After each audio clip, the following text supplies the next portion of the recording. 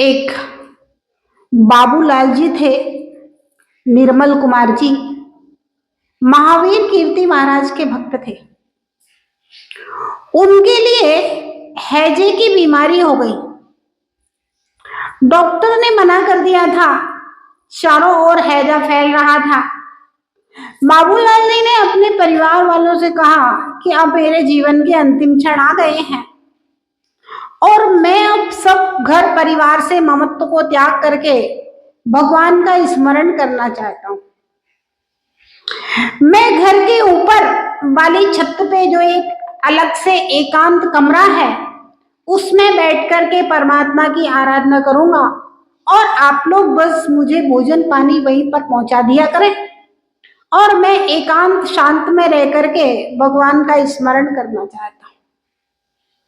बाबू निर्मल कुमार जी अपने घर के ऊपर वाली छत पर एक छोटे से कमरे में बैठ गए और वे परमात्मा का स्मरण करते हुए नमोकार का ध्यान करने लगे। घर के लोगों ने भोजन पानी का इंतजाम सुबह शाम वहां कर देते और वो वहीं बैठ करके भोजन पानी कर लेते और उसके बाद एकांत शांत मात्र परमात्मा का स्मरण। 3 दिन बाद वे अपने आप को स्वस्थ महसूस करते हैं पहले से। डॉक्टर आया, डॉक्टर ने कहा आपने कौन सी मेडिसिन ली है? उन्होंने कहा मैंने कोई मेडिसिन नहीं ली, मैं तो केवल नमोकार का जाप कर रहा था, भगवान का स्मरण कर रहा था। डॉक्टर बोला कि आप बिल्कुल स्वस्थ हैं, जैसे आप पहले थे ठीक वैसे ही हैं, आप सब कुछ खा सकते हैं, अब आपको किसी मेडिसिन की कोई आवश्यकता नहीं है। इस प्रकार से नमोकार का अखंड जाप, अखंड पाठ, अखंड ध्यान से उनका हैजा मात्र 3 दिन के अंदर स्वयं ठीक हो गया। एक हिंदी साहित्यकार हुए जिनेंद्र कुमार जी, सर नाम आप लोगों ने सुना होगा। जिनेंद्र कुमार जी एक फेमस साहित्यकार थे।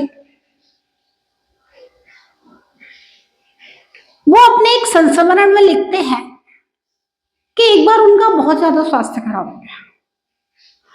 स्वास्थ्य इतना ज्यादा खराब हो गया कि उनको हॉस्पिटल में एडमिट होना पड़ा। ट्रीटमेंट करने के बाद में भी स्वास्थ्य में किसी प्रकार का सुधार नहीं हुआ। अंत में डॉक्टर आया, बोला जैन मैं जितना ट्रीटमेंट कर सकता था उतना कर दिया, अब मेरे हाथ में नहीं है, अब तो तुम्हें भगवान ही बचा सकता है और तुम भगवान का स्मरण करो। जिनेंद्र कुमार जी लिखते हैं जब डॉक्टर ने मुझे मना किया कि मेरे पास अब आपके लिए कोई ट्रीटमेंट नहीं है, आप भगवान का स्मरण करो, अब तो जो कुछ भी कर सकता है भगवान ही कर सकता है, मैं कुछ नहीं कर सकता। उस समय मुझे पहली बार ऐसा एहसास हुआ कि मेरे जीवन में भगवान की कितनी महत्ता है। हे प्रभु, ये बात मुझे पहले क्यों नहीं मालूम चली? पश्चाताप से आंखों से अश्रुओं की धारा बहने लगी और निरंतर हॉस्पिटल में बैठे बैठे ही भगवान का स्मरण करने लगे। परमात्मा के प्रति एक अहोभाव पैदा हुआ, परमात्मा से प्रार्थना पैदा हुई, हे प्रभु मैं आपके लिए समर्पित हूं, आप ही मेरे लिए सर्वस्व हो। मुझे ये बात पहले एहसास क्यों नहीं हुई जो मुझे आज पता चली है, आज एहसास हो रहा है और निरंतर आंखों से अश्रुओं की धारा बह रही है, परमात्मा से प्रार्थना चल रही है। जैन थे, नमोकार का जाप करने लगे।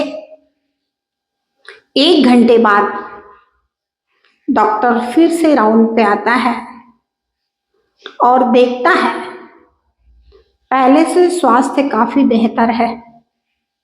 पूछा जैन अभी अभी तुमने कौन सी मेडिसिन ली है? बोला मैंने मेडिसिन तो कुछ भी नहीं ली है, आप बोल के गए थे अब तो आपको परमात्मा ही बचा सकता है, तो मैं परमात्मा से ही प्रार्थना कर रहा था।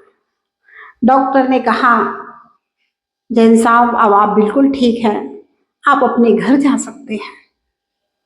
और जिनेंद्र कुमार जो कि हिंदी के बहुत बड़े साहित्यकार हुए, उनको हॉस्पिटल से स्वास्थ्य का सर्टिफिकेट देकर के घर भेजा गया। और